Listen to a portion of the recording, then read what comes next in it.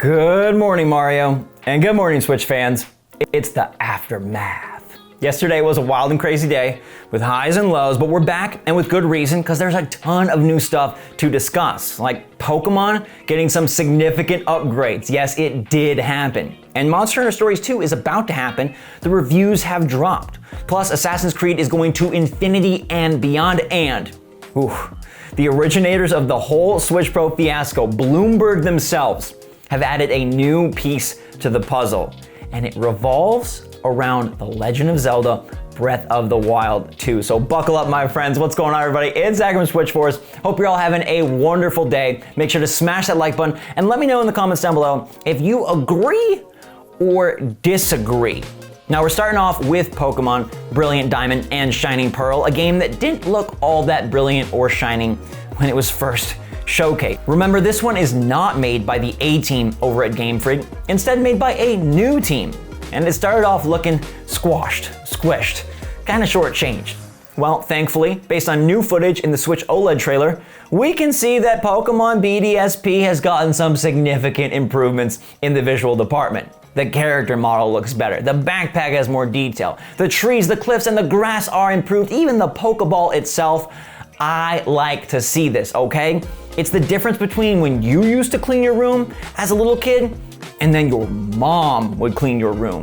One was like, okay, and the other, you can see the sparkles in the lens flare. That's what graphical passes do, and it seems like they have brushed up on the visuals of this game, making it a more appealing package when it drops in November. And this is something I've been hearing for a while, that we were about to see some improved visuals for the new Pokemon games, and voila. I mean, I expect to see even more soon because Pokemon Legends Arceus still needs its full rollout, and I feel like Nintendo and the Pokemon Company want to help highlight why you should buy this game. I mean, I think it's the perfect partner for Switch OLED, given that it will be handheld focused, right? People like to play Pokemon on the go. It seems like that is a match made in heaven, and I'm wondering if you all now are more eager to pick this one up. I feel like people were like, dude, we need better graphics.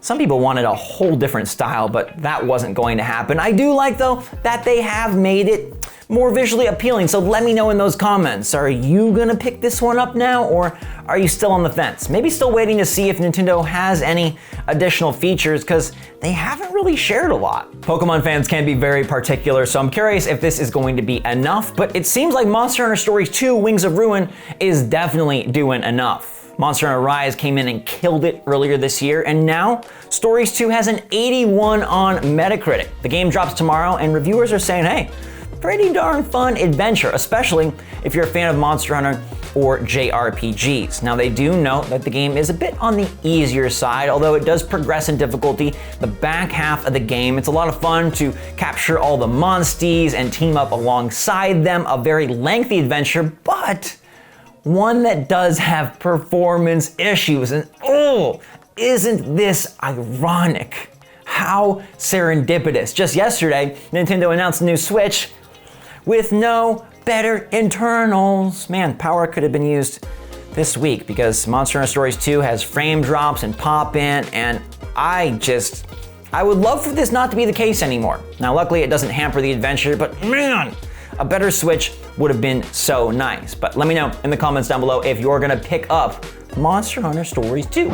Now, one of the video game franchises that I've been with since its beginning is Assassin's Creed. I love those OG games. Altair, Ezio. If you played them, you know exactly what I'm talking about.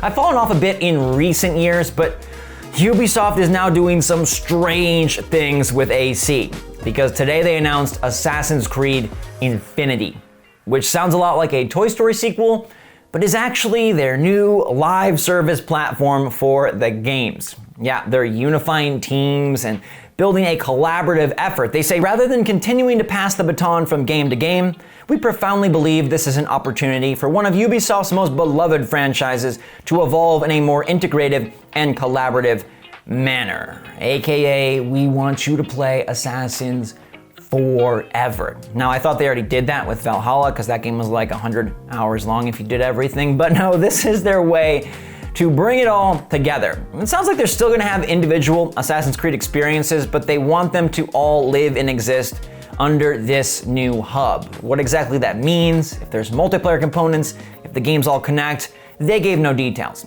But industry papa Jason Schreier said this is not coming till at least 2024, so it seems like a ways off. They just want to sort of lay the groundwork and announce that they are putting these teams together, putting these directors together, and just making Assassin's Creed one big thing. Now, I do want to point out that some of the people highlighted in this blog post have been accused of some not so great things in the past, so Ubisoft is still clearly dealing with all of that. But I am curious, what becomes of Assassin's Creed? I mean, in a perfect world, a unified system where all the games connect and work together, that sounds great.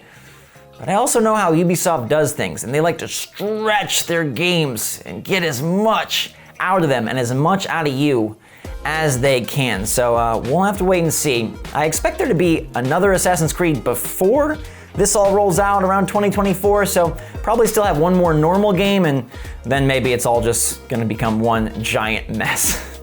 All right, let's talk Switch OLED, Switch Pro. The thing that was announced yesterday wasn't really the thing we wanted, and people were peeved about all these rumors and all these leaks and what the heck went on behind the scenes. A lot of people wanted Bloomberg in particular to face the music because they were so darn confident, and they're supposed to be very trustworthy. Well, they came in with an article and it kind of just skirted around the edges, but then they revealed some interesting intelligence. The first I want to read is a tweet from Mochizuki, who is the main dude that originated all the Switch Pro stuff on Bloomberg. So this is the guy you want to hear from. And he's actually quoting a different analyst, Sirkin Toto, who says this new Switch looks more like an interim model than a real upgrade to me. This might just be a dummy upgrade until Breath of the Wild 2 is ready and the component shortage is over next year. Now, Bloomberg's own Matthew Canterman added a Switch Pro with 4K graphics may have to wait until fiscal 2023,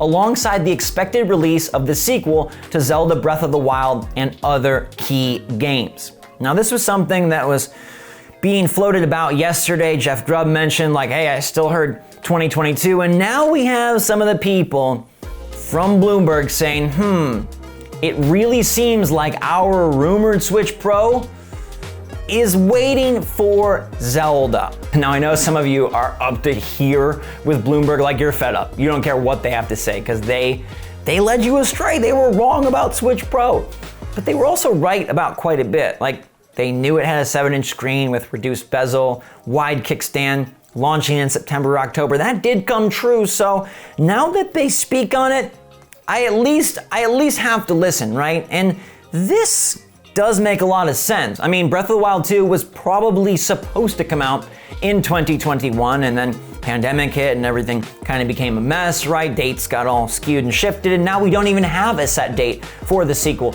to Zelda Breath of the Wild. But it makes a lot of sense that we can clearly see Nintendo's 2022 is loaded.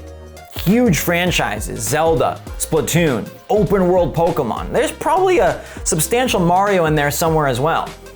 Saving the premium model, the one that they can really charge you a lot for, like $400, it makes sense to time it with that. That's kind of what we thought initially, and then it looked like, no, that wasn't gonna happen once Zelda was pretty obviously not releasing in 2021. But maybe this is what was supposed to happen all along. The two were more married. It's interesting because they kind of married Switch Lite to Zelda Link's Awakening, a very handheld focused title. And it seems like Switch OLED is married to a lot of handheld type titles as well. You saw Metroid Dread heavily emphasized in the trailer, Pokemon Brilliant Diamond and Shining Pearl. These are games that probably really appeal to portable players. So what if they want to wait for their games that have more home console appeal? I mean, if they're going to drop a system that is infused with better technology, you want to see that on a big screen. Witness the DLSS.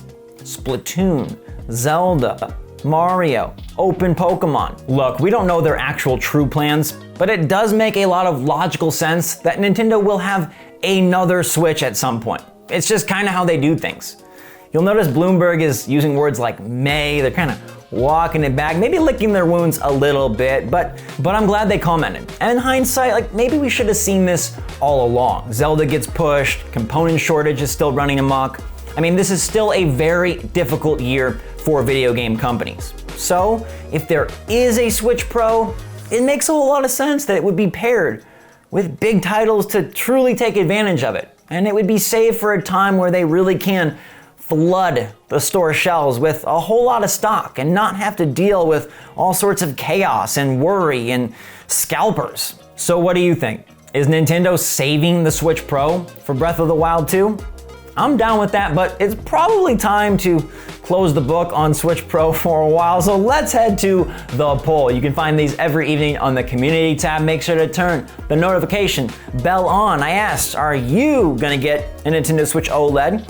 And honestly, I was impressed with the results. 17% of you said yes. A lot of hardcore fans that want that slightly bigger screen, that want those more vibrant colors, and that maybe want that nicer kickstand. 57% said no, but the category that I was most intrigued by was 26% of you said you're gonna wait for impressions or reviews. And that's the great part about being a part of Good Morning Mario is I will buy it so you don't have to, or at least so you probably don't have to. We'll check it out here. We'll see what it's like. We'll see if it does boost the enjoyment of some of these games, if the colors really do have a significant uptick, and if that bigger screen is, is it worth the $50? I had a lot of people ask me, like, is this now the Switch model to get if you don't own one? And the short answer right now, I think, is yes. It's $50 more, but you might as well. You might as well also come back tomorrow for another GMM. We do have our first merch coming very soon. So have a wonderful day, everybody. Thanks so much for all your support. Leave a like on your way out. Stay safe, stay healthy, stay happy, stay positive out there. And until next time, SwitchForce out.